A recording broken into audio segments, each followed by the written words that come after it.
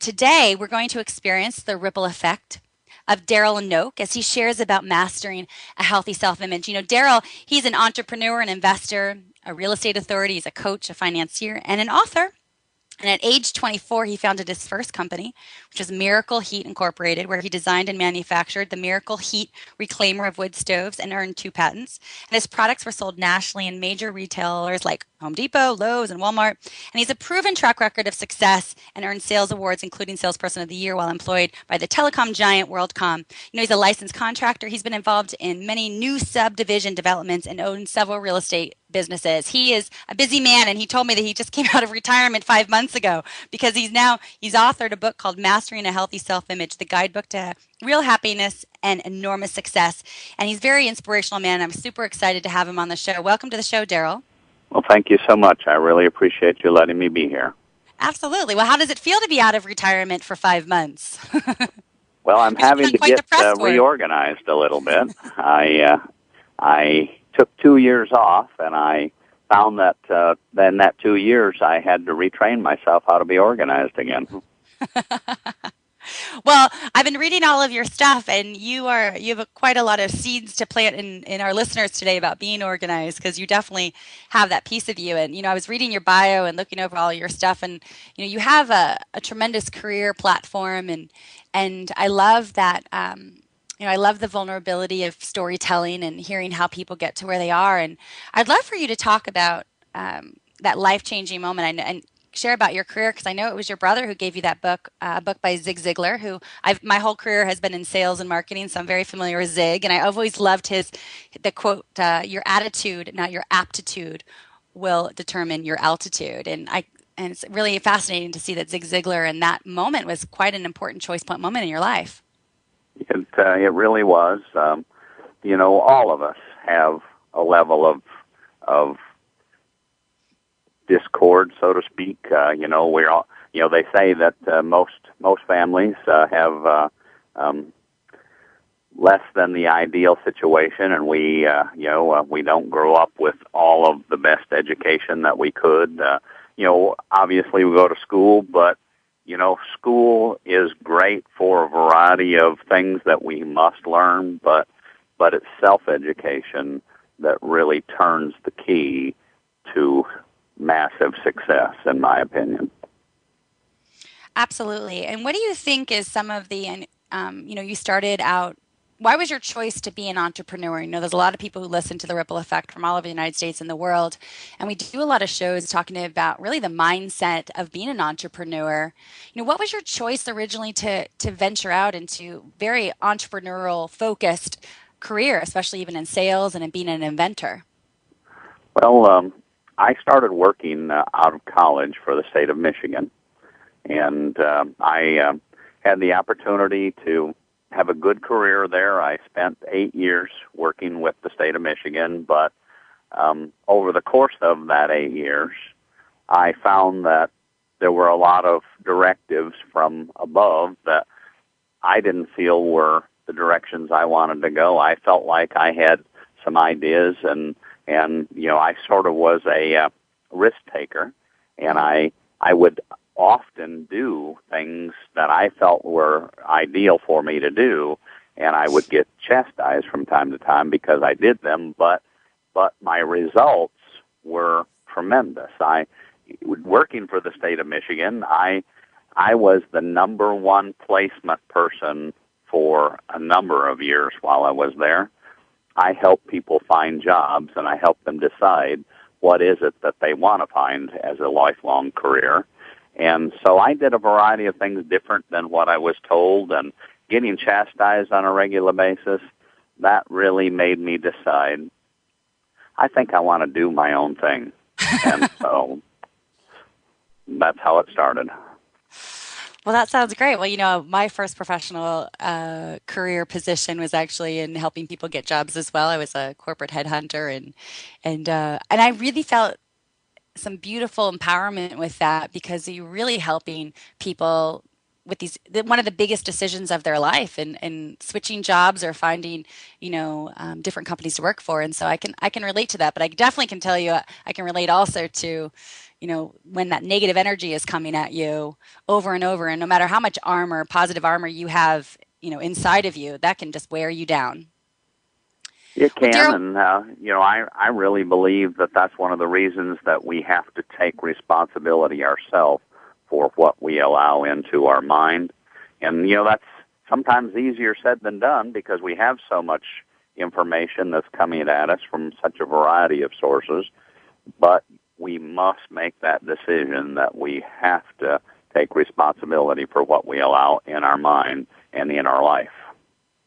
absolutely. And that responsibility piece is super important. And that's why we talk, about choices. I think that's probably one of the hardest things that people have to absorb into their consciousness is that we are actively making choices all the time. We are choosing whether or not we're going to allow, something exterior to affect us or not. And we're also what we're going to do with everyday choices matters tremendously in our ripple of how we're getting out there. Well, one of the choices that you made recently was to write a book. So let's talk a little bit about your book because I know that is it your book that got you out of retirement? Because you've been It doing is. a rather big press tour. Yeah, after I had vegetated and I had a great 2 years. I did a variety of things. I bought a motorhome, chased around the countryside. I rode my bicycle up and down the green belt in Scottsdale, Arizona, a lot. I had a great 2 years, but as that 2 years was going, going strong, so to speak, I thought, I really need to do something more. I'm starting to feel like I'm ready to get back out there. I'm ready to challenge myself again. And I said, if I'm going to do something, I've got to do something that really means something to the world. I don't want to just go out there and stack up some more money just for the sake of stacking up more money because that's not the reward. Hmm. So I said, I know how to take a young boy that grew up in the ghetto of Chicago, the youngest of 7 on welfare. My father had left home leaving my mother with 7 children to raise. I had had an accident at age 1 that crushed my face, and I grew up with that crushed face, and I said, you know how to take a young boy in poverty with a crushed face and turn that person into a very positive, very successful business person that has taken 5 companies, national and international. You need to stand up, get yourself back out there, and you need to teach the world those life lessons of magic that I changed my life with. And so that's what I put in this book, the magic of life that I learned that changed my life. That is amazing. And the book that we're talking about, if you're tuning in, is called Mastering a Healthy Self-Image, the guidebook to real happiness and enormous success. Well, why don't you share a bit about some of the concepts that you teach in your book that have been, that you think are, I'm sure everything's helpful, but some of the key ones that you think are helpful. Well, obviously, like you've said already, choice. That's one of the biggest things that people have difficulty with is making the choice of what is it that excites me?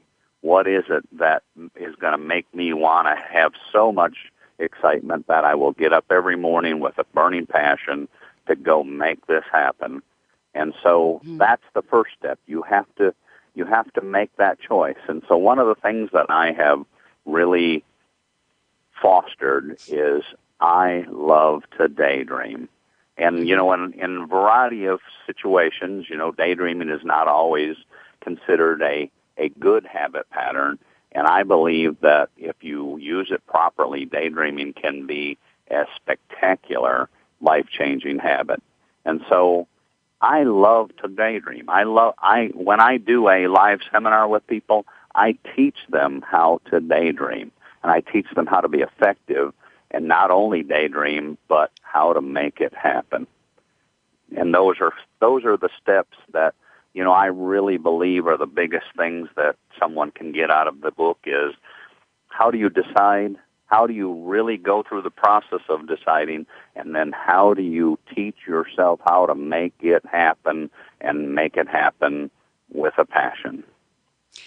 Absolutely. Well, that's extremely helpful. And I know I want to dive into some of the other pieces of your book, and we'll do that in our next segment. We've got a few more minutes in this segment. And one of the things you just spoke about, you know, the story of your life and how you really turned your life circumstance into and really built up from inside this incredible passion of success that I'm sure your success in life has not just in business but in just life, but you also had mentioned in places that you've talked about that you didn't always have a positive attitude, and how did you help yourself kind of recognize, because sometimes we don't realize sometimes that we're in the swirl of a negative mindset or a negative circumstance, and then even if somebody says you're being negative, you're like, no, I'm not. So like people are listening, what would be a good takeaway that you could help them with if they find themselves in a place of not being in a positive and healthy mindset? What is something that would be helpful for them to, one, tune into the fact that yes, we need to change this behavior, and two, what's something that they can do right away? Well, you're right. I definitely was not a positive person. Growing up with that crush face, I got into fights all the time. I was a troubled child without a doubt, and this is not a real proud thing for me to admit. But when I graduated from high school, I had never read one book from cover to cover.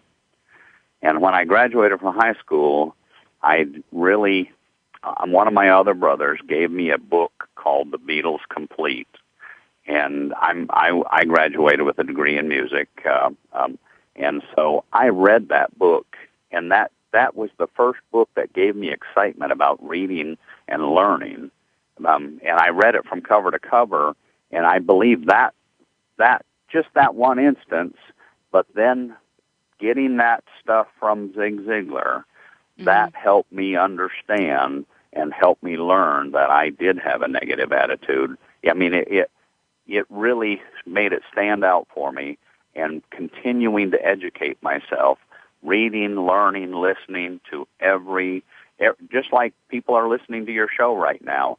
This is how you change your mindset. This is how you learn that, hey, I do need to change some things in my life. Absolutely. I'm seeing a lot of parallels with your story and my story. I know I was 18. I didn't actually. When I'm transparent about myself in grade school and high school, I don't even remember doing that much homework. It wasn't a part of. I know a lot of my friends who were going off to university or had to get a certain grade to go to a big college. I didn't. That wasn't me. I knew that I had to pay my own way to go through college if I was going to go to college. But it also was like, you are going to college, so figure it out. But I remember, I wasn't very a diligent student in junior high and high school. But then I got to college, and I went to a junior college for my first 2 years because I paid for my own way through college.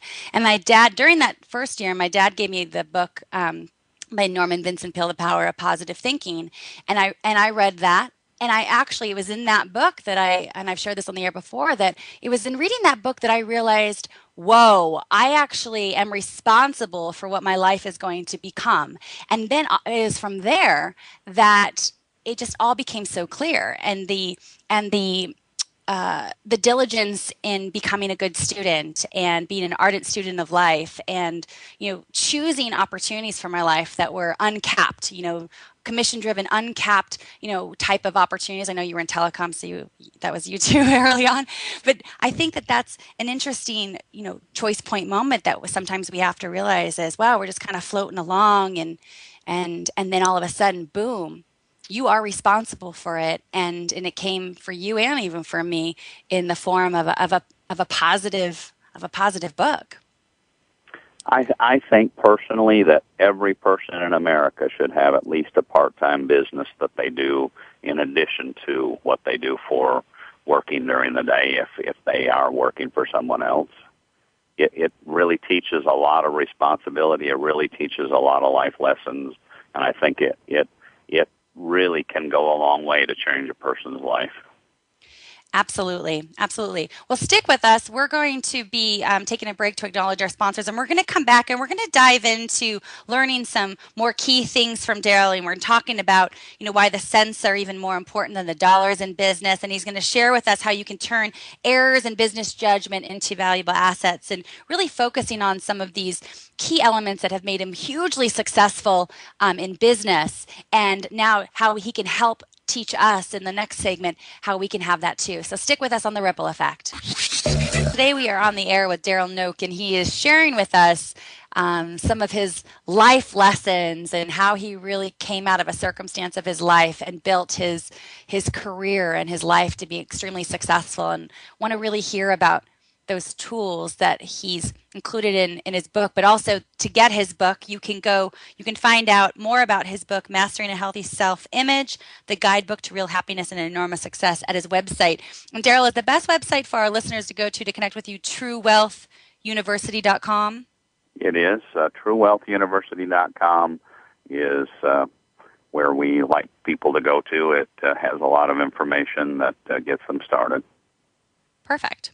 Well, and it's really interesting because Darrell and I were chatting over the break. I'm in San Diego, and his home base, as he said, is in Scottsdale, Arizona. But he's in San Diego right now, so that was really exciting that we're connecting. And as he mentioned in the first segment about traveling around the motorhome, I was just resonating with him because that is something I've always wanted to do, is just travel around the United States in a motorhome. So, Darrell, you were inspiring me in multiple ways today on the air. Well, it is pretty fun. Well, one of the things I really want to spend this segment talking about, or the thing I want to talk about, is some of your key, business tips and advice that you have for people. You have a tremendous wealth of knowledge, and people can dive in deep by getting your book and coming and hearing you speak. But also some of those kind of takeaways that they can get from this hour to really entice them to do that. So one of the things I've read that you share about is the dollars and cents. So why don't you share with our listeners why the cents are even more important than the dollars when you're minding your budget in business? Well, early on in life, I had the good fortune of a gentleman when I had that manufacturing company. At age 24, I started the manufacturing company and quickly found out that I didn't know much about what I was doing. I made a lot of mistakes, and I had the good fortune of a gentleman that retired right about that time from another manufacturing giant that was in that town. And he came and he spent every Friday with me for 3 years. And wow.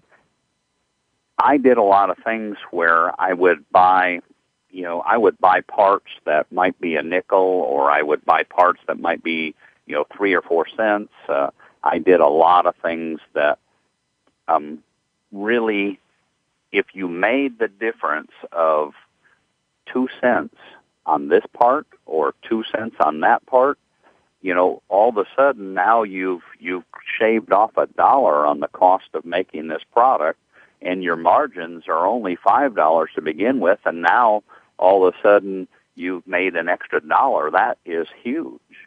And we all forget that when you look at making a mistake, because we all do, I haven't lived a day yet that I haven't made a mistake that I have learned from. And so, when you make a huge mistake, you make a mistake that cost you $5,000. Mm-hmm. I mean, that's a learning lesson that you pay attention to, and you don't do that again, or you rarely do that again. Oh, but you learned from that. Yeah, when you make a mistake that, you might call it a mistake, you might not call it a mistake, but when you're paying 5 cents for a nut that, as if you did some research and you're finding it for 4 cents, and now all of a sudden that whole product you're saving $1 worth, a lot of people will look at that penny and say, well, that really doesn't mean much. But then when you saved several pennies, you all of a sudden have changed your margins to the point that that's the difference between being really successful and just getting by. Absolutely. Well, my first company that I started, and from the ground up was a food company, and I sold wholesale food into working with nonprofits, and I absolutely understand. Deals, huge deals were made, even on the hundredth of a penny of what we were dealing with because of how the margins worked in the food business. But I understand exactly what you're talking about because I mean, if for us it was if we were going to buy something for 10 cents a pound and we marked it up, I could be bidding against other people like myself, other traders and wholesalers, where we were dealing with pennies on the dollar, even hundreds of pennies on the dollar, made the difference of getting the deal. But also in that 2 cents, even on a 2 cent margin times 100,000 pounds, that's a lot of money. And so, but that was the thing is I had to learn many times on. I learned how to negotiate really well. I learned how to take huge risks, but also to really get down to the sense of it because that is what matters. And unfortunately, I had a great business mentor with me, and we were able to build that business. He helped me build that business, although it was my business and he had his own. I was able to build that business to do $15 million in sales in 6 years, but it was all on pennies. I'll tell you that. So I get that. How do you advise people to turn errors in business judgments into valuable assets? Like what you were just even talking about is, when you lose a deal or you spend too much money on a product, that can be, an error in business judgment or, something you learn from. So how do you help people understand that to turn it into a valuable asset? Well, like I mentioned, we make mistakes. We all make mistakes. And as an example, I've written a book that I'm promoting, and I'm trying to get out and I'm trying to touch the world with this message of that you can have prosperity. So as I'm in this business, it's a new business for me. I look at it. I joke with people and I say, this is my sixth company that I'm going to take national and international. Yeah. And so there's always a learning curve. So I worked with a couple of people early on, like I said, I've only been doing this for maybe 6 months now. But early on in those first few months, as I was getting out there, I employed a couple of people that, had good recommendations that were going to get some things happening for me. And then I came to realize that those people really weren't interested in making things happen for me. They were just interested in taking my money as long as I'd keep giving it to them. That's right. There's a number of people in this business that are like that, and so that was an error on my judgment. I didn't realize how full this particular industry was with those types of people, and so I learned that lesson. I learned, Yep. I paid $10,000 a month for a few months to somebody that was going to make a variety of things happen, and then I realized that they didn't make those things happen, and I said, okay, I've got to learn from that lesson. I just spent $30,000. Yep. What do I need to be doing differently? I looked at that. I looked at the mindset of the whole industry. I started doing a lot of Google searching, and I really came to realize that I'd made a mistake in hiring that person. And so I chose to go a totally different direction because of that mistake. And so rather than looking at that mistake and say, now, why would you do something like that? Why didn't you, maybe you shouldn't do this business because it does seem to have a number of people in it that are not as upstanding as you think they should be. I just looked at it and said, okay, I've made a mistake. That doesn't define me. Now I need to learn from that mistake, educate myself as much as I can, and then use that mistake and the education that I learned from it and use that to take me forward. Absolutely. Darrell, you're triggering so much in me, but I know exactly what you're talking about. And I'm going to speak to that because I'll be a little more specific as far as that, the retainer thing. I don't know if you're talking about that, but I'll shoot it out there. I actually had to learn the hard way myself about retainer and PR retainer and all this stuff. And one of the things I teach all the time when I'm teaching people is that I no longer pay retainers because I had to do the same thing where I put my trust in somebody else, thought I got into publishing myself a few years ago and figured I'd figure it out because just like you, Darrell, I mean, you've run 5 companies. Of course, you're going to make this successful. And so you made some decisions along the way that now have shaped how you're doing it, and you're doing it effectively, I might add.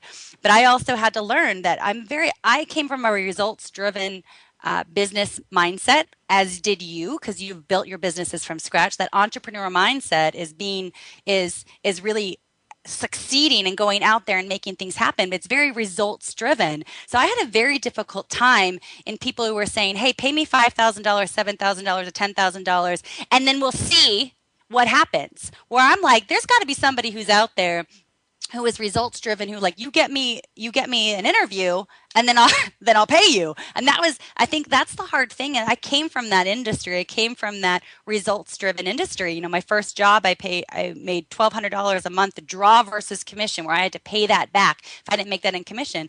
But I was motivated, and I was able to earn an incredible living at doing that. But it was all results driven. And I think that is the mindset of an entrepreneur when we are results driven versus kind of going, okay, of course somebody wants to collect that check. They're getting paid, you know? And so Darrell, I had to learn that lesson the hard way. Not that much money, but I had to learn the hard way too. So I understand. And the real lesson for me is not that I made the mistake. It's just that I also don't let that keep me down. Yeah. No matter what mistakes you make, those are life lessons that you can learn from. You can educate yourself even further when you've made that mistake. It opens your mind to seeing how you could be doing it differently, and that really is the key to learning from your mistakes.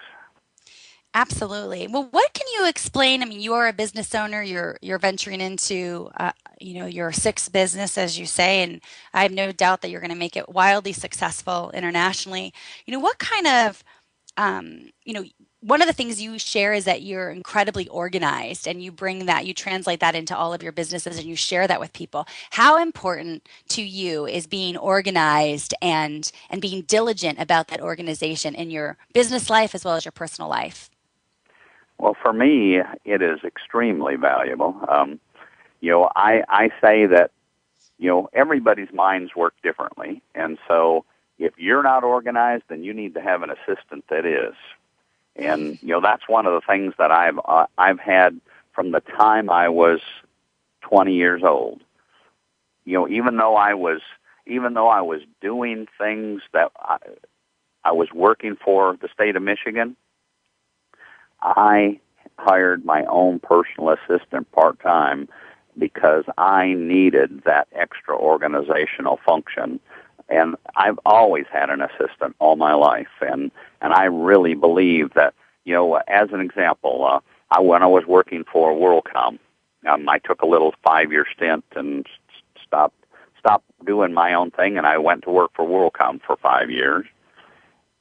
Every person in that sales force, they were all making about $35,000 a year, and they all, I went in. They started me out at $27,000 a year base salary plus commission, mm-hmm. and on a $27,000 a year base salary, I hired a part-time personal assistant to help me do all the paperwork, mm-hmm. because I felt my time was better suited out meeting with customers, not sitting behind the desk doing paperwork.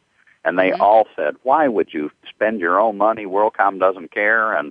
But over the course of the next couple of years, I was making $250,000 a year, paying a personal assistant $30,000. They were still making $35,000. But you can do the numbers. I was mm-hmm. much further ahead. Organization, to me, makes the difference of being reasonably successful and being super successful. And I say to myself, and I believe in self-talk a lot, you're a superstar. You don't act and run your life the way others do. Wow, that's great advice. And I actually would have never thought about that, actually bringing somebody in, and I'm sure your friends at WorldCom loved that. And as you rose to the top, and I know you were salesperson of the year while you were at WorldCom, so that's a tremendous accolade. We've got a few minutes.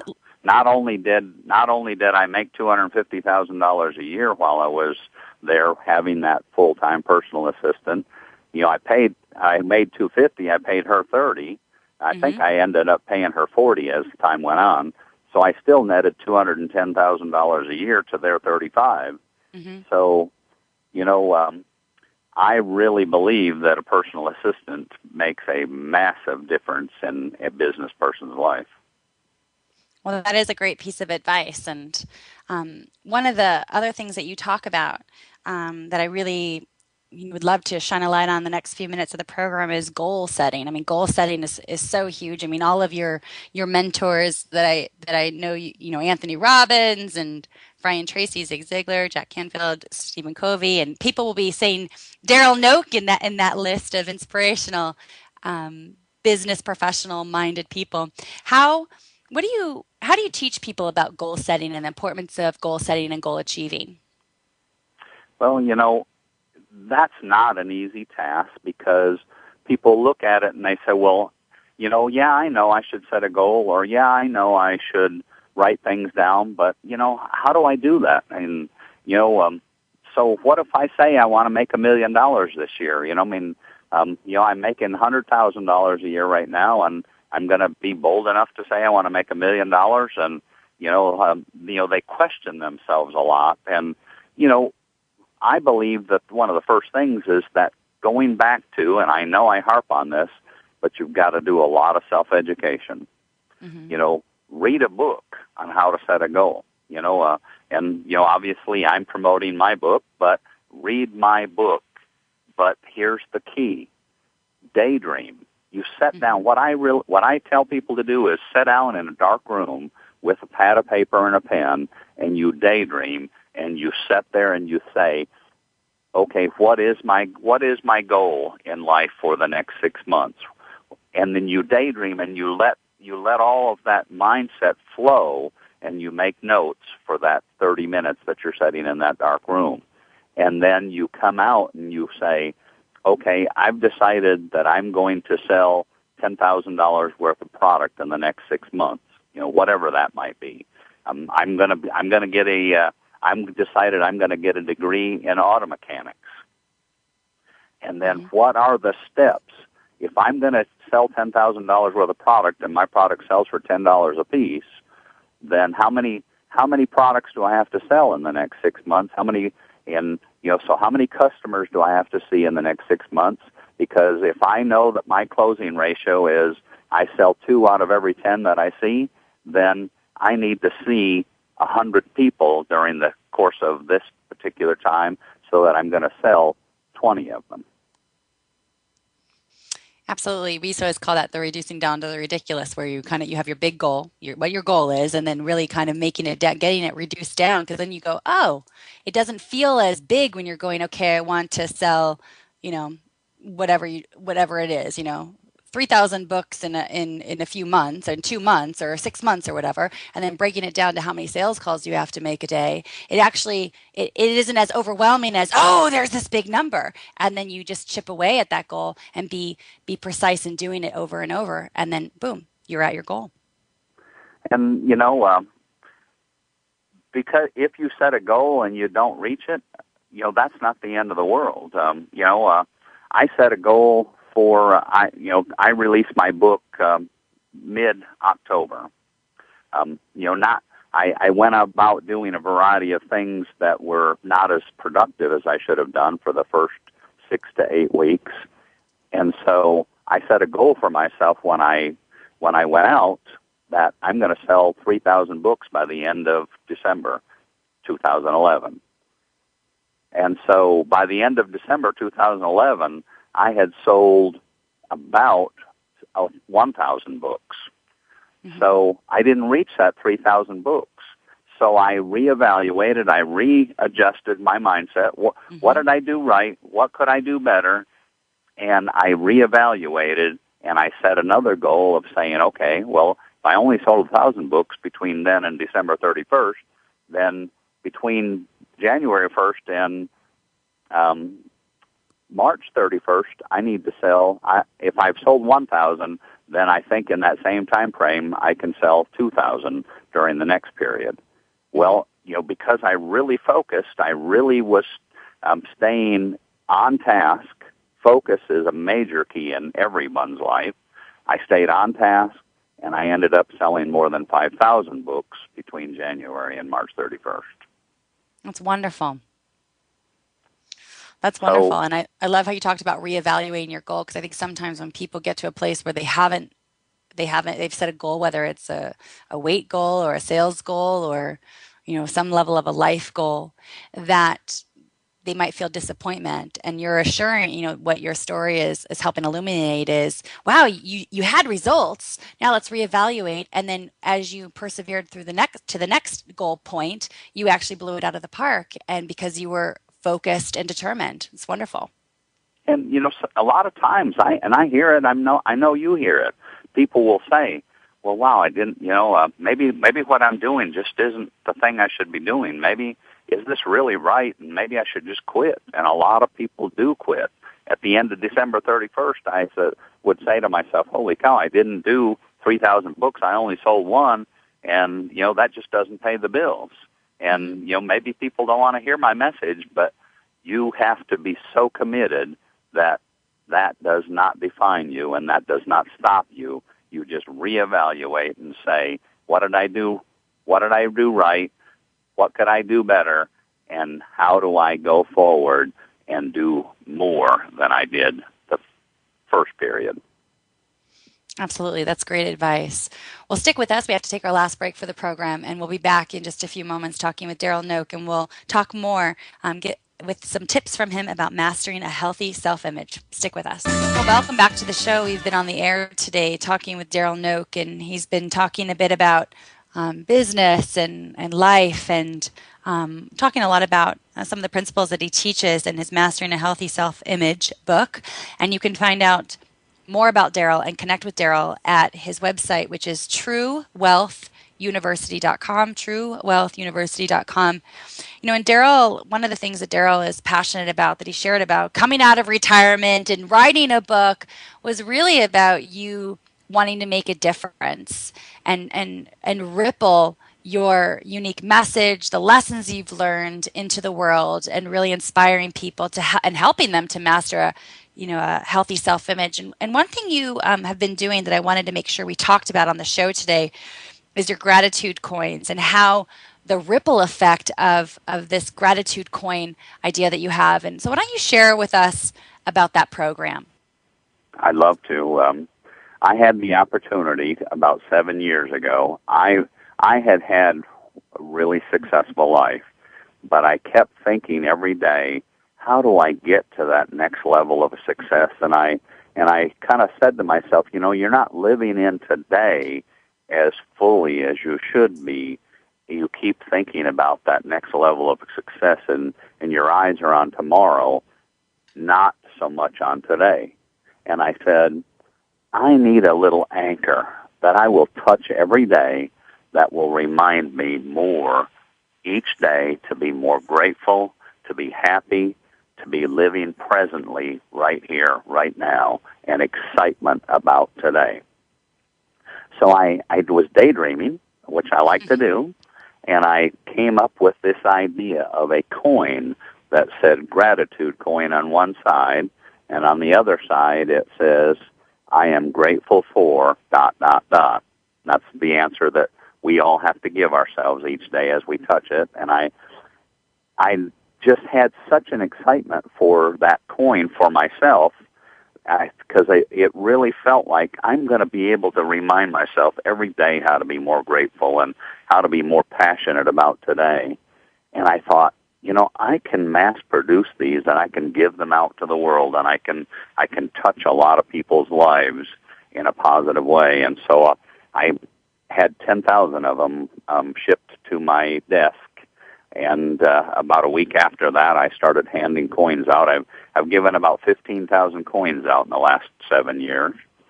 And about 3 months ago, I had an opportunity to give a coin to someone at a restaurant that had a wonderful smile. And I gave her the coin, and I said, "You've got a great smile. You've got a great attitude.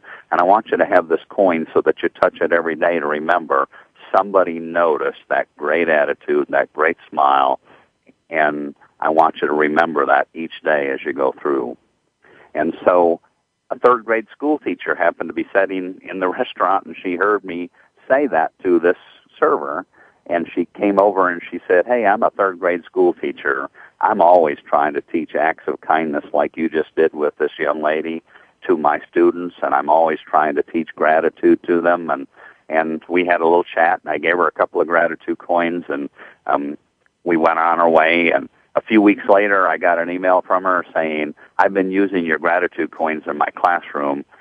My whole school has been in and watched what we're doing, and we'd like to get more gratitude coins. Would you sell us more gratitude coins?"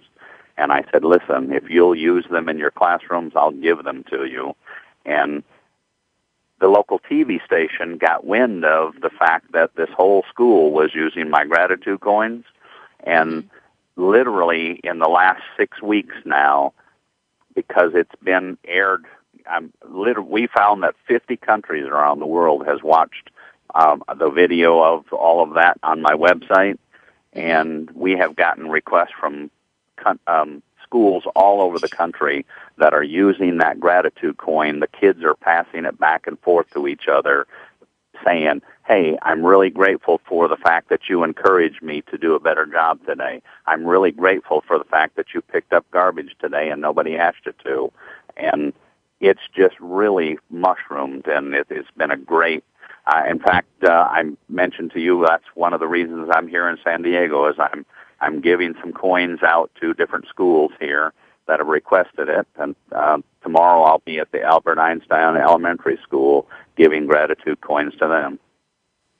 Well, what an amazing concept and amazing ripple effect, because you are teaching the consciousness of gratitude through your coins, and that's so important because at the end of the day, one of the things I think is that you're drawing also a line to is how you feel about when you are in a positive place about yourself, that when you extend gratitude, then I believe the universe brings you so much more to be grateful for. So it becomes this, as you're rippling it out, other people are rippling it out, and it comes back, and it's this beautiful consciousness of reciprocity. Really, as we give gratitude, we realize there's so many things that we can be grateful for, and so I'm absolutely inspired by that idea. How could anybody who's listening to our show today connect with you if they want to start using the gratitude coins in their program, in their school, in their life? Well, if they go out to True Wealth University, there is information if they'd like a gratitude coin for themselves. They just fill out a little form, and we will send them one free gratitude coin. And but we do have them for sale on the website, but if schools are using them, there's a school form that they can fill out, and we make arrangements to get them gratitude coins. Wonderful. So with schools, is it like a wholesale cost, or do you give them to the schools? Well, depending on how many people want, I'll either sell them at wholesale or I give them to them. Wonderful, wonderful. And I think what would be an amazing bonus, which I would imagine is what you're doing tomorrow, are you going to be doing some speaking tomorrow? Because I know you are a public speaker. Are you going to be speaking to the kids tomorrow as well as talking about the gratitude coins to them? I am, and that really has been a great benefit for me. I've been able to go into a number of schools and talk about, I believe that if you really want to feel good about yourself, you really want to feel excitement about life, that the more you do for other people, the more excitement you have in life, the more you feel so excited about you as a person because you're always thinking and giving of yourself to other people rather than, hey, let me buy another new watch, or let me buy another new car, let me buy another bigger house, or I need to have an extensive wardrobe change. It's nice to have things. I mean, I always want to have prosperity for everyone, and the more of it we have, the better we can do things for other people. But I've found so much in my life that if I give a great deal of my prosperity to other people, in money and in time and in wisdom, it makes me feel so much better inside. I'm so much more contented since I made that change in my life. That is such a wonderful tip to share with everybody. And I agree with you. I actually absolutely agree with you with when you're extending gratitude and extending kindness and extending your resources to others, that no matter what, it hits a part in you, that in your heart and in your soul and who you are, that nothing monetary could ever do. I mean, and I know you have this also, Catherine, but, when you're walking somewhere and someone comes up to you and says, I read your book, I got a gratitude coin from you, and this is what has meant to me and my life and how it has enriched my life. How can that not make you feel wonderful to have people regularly telling me, you have enriched my life? Right. Absolutely. I know you're making me tear up a little bit because you reminded me of sometimes we get in the crux of life, and for me there was this I write children's books and I volunteer my time. I do a lot of school assemblies around Southern California, and I volunteer my time to do those assemblies for schools because I want these messages to be in the hands and the hearts of kids.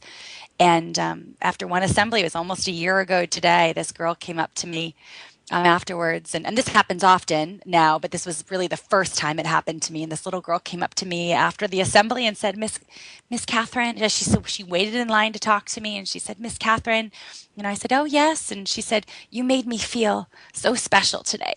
And I was like, thank you. And after she walked away and we had a little conversation, I turned around and I had those huge crocodile tears pouring down because it was like I'm doing what I'm supposed to be doing. All the hard work, the perseverance.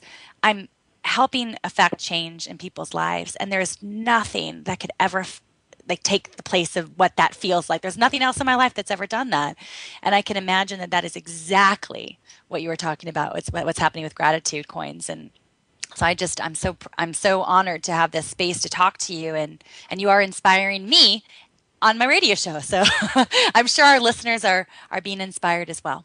Well, we have Well, only a few more moments in the show. Is there anything last, that you want to share with people about connecting with you and hearing from you? Well, one last thing that I'd like to say is it is such a tremendous gift when you make someone feel special, when you help them feel special. That is such a tremendous gift. It makes you feel so good inside. Try it. I promise you, you'll like it. You'll get addicted to it by making other people feel it special. And anything that I can do to help, my website is truewealthuniversity.com. We absolutely are on a mission to touch the world. Wonderful. And are you on, is True Wealth on Facebook and Twitter as well? Or are you on Twitter or Facebook as well, that people can connect with you as well? Absolutely. We have a variety of Facebook, Twitter. We have a YouTube channel. We're wanting to connect with people in whatever is the best way for them to connect. So Twitter, Facebook, YouTube, truewealthuniversity.com. If you put my name in, you'll get lots of results. Wonderful. And I love that you also have a lot of videos on your website as well. Well, Darrell, it's been an absolute pleasure spending this hour with you. I'm inspired. I'm sure the Ripple Effect listeners are inspired. And I just want to thank you so much for taking the time to be with us today. Anytime. Absolutely. Well, today we've had Darrell Knoch on the air with us, and you can find out about Darrell at truewealthuniversity.com. And thank you. We're running out of time, or we're out of time actually for the day. So thank you so much to John, my executive producer. And today we had Chad as our engineer, and to Christian, who is my producer for content, and for you for tuning into the Ripple Effect. And if you'd like to connect with me on Facebook or Twitter, you can do so at Catherine Cloward. And you can email me at Catherine@catherinecloward.com. And I hope you'll tune in next time as Peter Bolin will be back, and we're going to be talking about the consciousness of bullying and really shifting that into teaching and rippling self-love and acceptance and kindness in our children and adults. I encourage you to be intentional with your thoughts and your words as your message ripples into the world. Be gentle with yourself and have a great day and a great week. And thank you so much for being part of the Ripple Effect. Thank you again for tuning in to The Ripple Effect.